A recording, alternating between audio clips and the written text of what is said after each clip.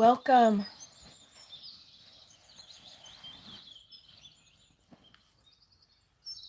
A couple of weeks ago, I was doing a reading from the Bhagavad Gita, and I think we had maybe 2 or 3 sessions where I was reading from a translation of the Bhagavad Gita.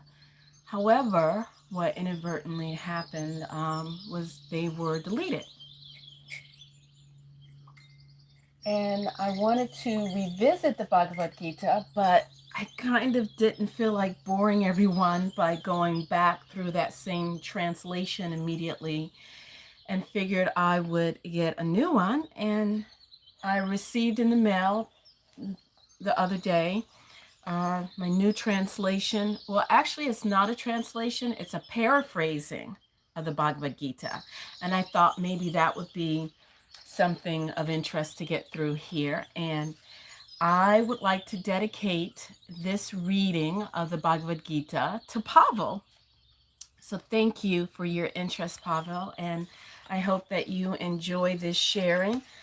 I think I might try to, the chapters are really short because, like I said, it is paraphrased and probably a little bit easier to read. So I will share a little bit while my son is doing his class. So this is the Essential Wisdom Library, the Bhagavad Gita, the Song of God Retold in Simplified English by Edward Viljoen. And this paraphrase was actually recommended by the guy who runs the yoga teacher training school that I am attending. I'm taking my 500-hour yoga teacher training with them and another school, but with this school, and also their meditation teacher training course. Okay, so I'll read to you a little bit from the back of this paraphrase. Okay, a modern retelling of the powerful Hindu epic for today's reader. This unique edition of the timeless epic is designed to be accessible for readers without any prior experience in Hinduism. Not simply a translation of the original text. In the Bhagavad Gita, the Song of God, retold in simplified English, Viljoen has simplified and restated the Gita's complex ideas so that a first-time reader can fully appreciate the scope and beauty of this magnificent Indian classic. Written in concise modern language, the retelling vividly captures the power and depth of the original work. Part of the Mahabharata, the Gita is a dialogue between Prince Arjuna and Lord Krishna. Its verses contain some of the key ideas of Hindu philosophy, dharma, moksha, and various yogic practices. Originally written over 1,000 years ago, the Gita has proven to be a timeless source of wisdom, inspiring philosophers and revolutionaries alike in the millennium since it was written. Okay. So I'm going to skip the introduction. Let me see the page of contents. So the introduction, then you have what you should know about the Bhagavad Gita. Then the next chapter is Bhagavad Gita's cast of characters. So it goes through all the people mentioned and like what their status was and why they're mentioned. Then chapter 17 is the Bhagavad Gita, a paraphrase. And then the next chapter is the backstory from the Mahabharata. Then the next one, a book of war for a time of peace. And then what is that? Like the 6th chapter, I think, or 7th is the path of devotion, Bhakti Yoga. Bhakti Yoga is the yoga. And remember, yoga means union. And what is it a union with? Union with yourself and, union with yourself and union with the the divine self within, like your connection to God. And then the next chapter, Hindu spiritual world view, and the final, is that the final chapter, is accept it all as intended for me. So I'm going to skip the first 2 or 3 chapters and the introduction and go straight to the Bhagavad Gita, a paraphrase. So here we go. And I hope you enjoy. And I'd like to try to keep this reading under 20 minutes. So wherever I, end up with the chapters. So here we go. Chapter 1. The blind king Dhritarashtra. Tell me, Sanjaya, what is happening on the field called Kurukshetra, where my family, the Kauravas, and my brother's family, the Pandavas, are gathered to fight. Sanjaya, minister to the king. Now he speaks.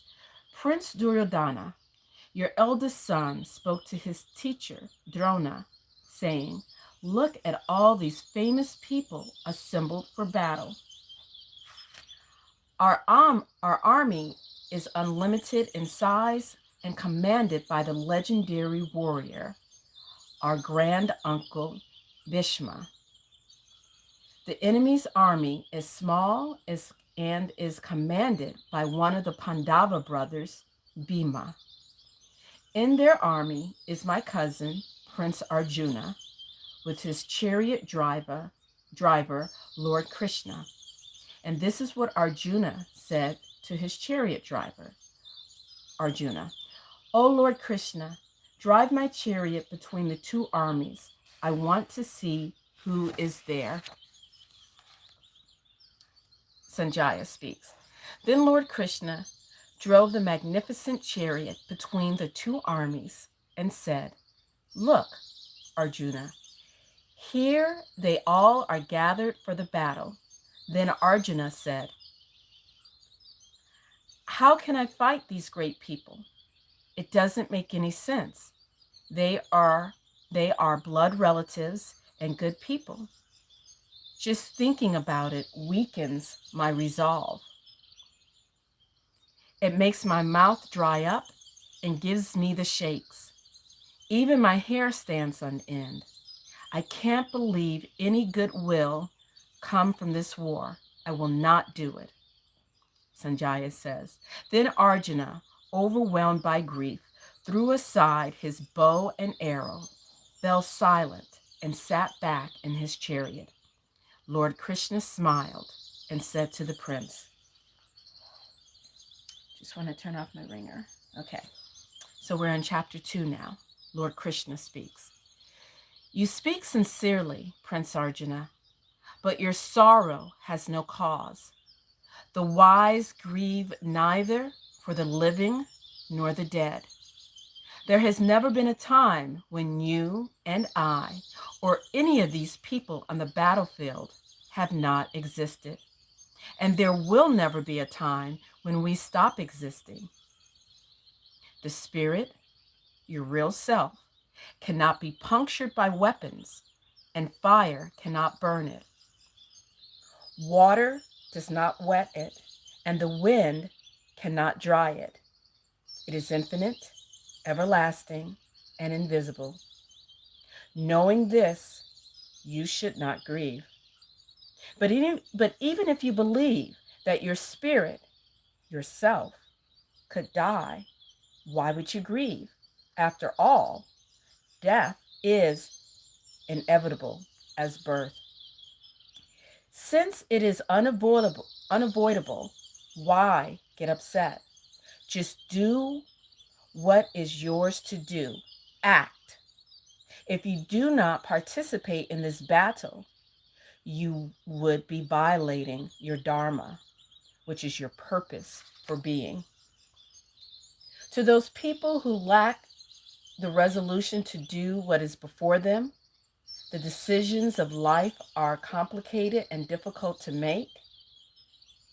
However, When you overcome the confusion of the physical world, you will become aware of your unity with all life, and peace and clarity will follow. Arjuna said, I would like to know about people who have attained that kind of peace. I want to know how they live and speak. What are they like? Lord Krishna speaks. These people are not agitated by grief, nor by lust or fear. They are meditators, and they are able to view good fortune and bad fortune equally. Even though they live in the world and enjoy living in the world, they are not overpowered by it. They are not overwhelmed by their senses, which crave certain things and specific experiences. They know how to step back and observe life as it happens. Arjuna, you already know what happens when you think of something over and over again. You become attached to that thing. And when you are attached to a thing, you begin to want to possess it. And when you can't get what you desire, anger and frustration arise, and these cloud your judgment. To step back from these influences and achieve peace requires committed daily spiritual practice. Chapter 3, Arjuna said, You are confusing me, and you seem to be suggesting contradictory things. On the one hand, you say meditation and study are the way to go. Yet, on the other hand, you say that I should go ahead and fight. If you consider knowledge to be better than action, why do you want me to engage in this horrible war? What must I do to achieve peace? Can you please give me a straight answer? Lord Krishna said, at the beginning of time, I announced two pathways to this inner peace. The path of contemplation, right thought, and the path of selfless service, right action. However, it is not possible for any creature to stop being active. All beings act according to their nature. It is a selfish action that causes all the troubles of the world. So I am recommending that you act selflessly, which means without any thought of personal gain. Selfless action leads to peace because it is born from God. Do your work with the welfare of others always in mind. Not only will it lead to peace, but it will inspire countless others to do the same. As for me, not even I can stop acting. If I did, creation would end and everything would cease to exist. Oh, and another thing to keep in mind is that you are not the doer of any action anyway. Instead, you are the knower or the witness. As a result of your knowing, all actions are performed through a subtle interaction of forces. When you think it is you who is doing something, that is when you get attached to how it all works out in the end. Not everyone understands this.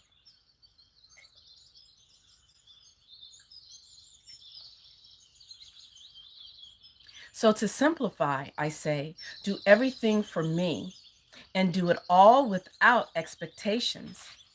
In this way, you can be sure to escape the complex web of cause and effects, and you can concentrate on doing your duty for me. Discover what is in harmony with your own nature and dedicate yourself to it as a service to me. Arjuna said. What makes us so selfish?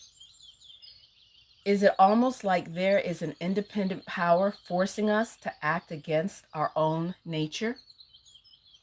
Lord Krishna. What seems to be forcing people to act in selfish, even evil ways is really the accumulation of desires coming together in a robust, irresistible appetite for self-satisfaction. These desires have their roots in our senses.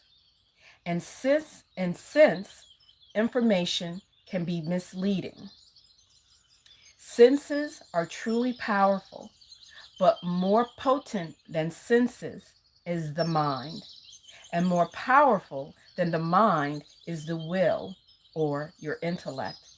And that which is above it all is the real self, and the part of you that is not diluted by the information of the sense world. Chapter 4. Lord Krishna said, I told this information to the sun god, Vivasvat, but through the ages, awareness of it has been lost. I'm telling it to you now because I love you so much and because of your devotion to me. Arjuna speaks. Wait a minute. How could you have told Vivasvat? He lived a long, long time ago, and you were born in more recent times. Lord Krishna speaks. Ah, but you and I have been through many births. You have forgotten them all, yet I have remembered them all. I remember them because I am changeless and unborn. I am the power in every creature, and through my own primal energy, I, who am infinite, appear in creation in a variety of forms. I do this whenever a decline takes place in the world so that confidence in the real self may be restored, may be reestablished. My apologies. When you realize that you are not merely a body and truly become aware of your real self, you also become aware of your unity in me and cease experiencing yourself as a separate being. By freeing yourself from anger, hate, fear, and attachment, you come to live in the awareness of oneness with me. But ultimately, it doesn't matter which path you choose because all paths lead to unity with me. For example, some people approach me through sacrifices to the gods, others through selfless service. Some live ascetic lives, others give to charity, yet others take vows. All of these are forms of sacred service, and those who practice them are rewarded by the service itself. Nevertheless, getting back to our discussion about action and inaction, even very wise people are confused about this. So I'll tell you the secret behind it. To truly understand, you must first of all know what action is, what inaction is, and what kind of actions to avoid. First, here is the mystery. Try to see that there is action and inaction and inaction and action. Or I could say it like this. Even when you are doing a thing, something inside you rests. And even when you rest, something inside you is active. If you understand this, everything you do will be done with complete awareness of the peace at the center. Then your security will not depend on the results of your actions, but on what you know to be true. When you are free from expectations and any sense of being able to possess anything or anyone, nothing you do will result in evil of any kind. Nothing in this world purifies like spiritual wisdom. It can guide us through doubts and selfishness to perfect freedom. No matter if you are the greatest of sinners, this awareness will help you. So, Arjuna, cut through the doubt in your own heart with this wisdom. Get up and walk into that which is before you to do. And so there we have it. So that is the first 4 chapters of the Bhagavad Gita, the Song of God, retold in simplified English by Edward Viljoen. So there you go. So I will be a good girl and I will end right here. And I don't know, maybe this evening or tomorrow or when the Spirit leads, I will pick up on chapter 5. I hope you guys enjoyed this volume.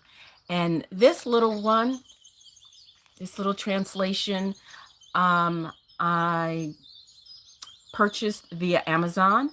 And I think it was very inexpensive. It was under $10, maybe $7.99. I can't really remember. Okay, I hope you guys enjoyed that, and I will see you next time. So peace and great bliss. Thank you for sharing this space and time with me, with us. I'm Tamarangina, Priestess Heart. Love you much, and have a great day. Until next time.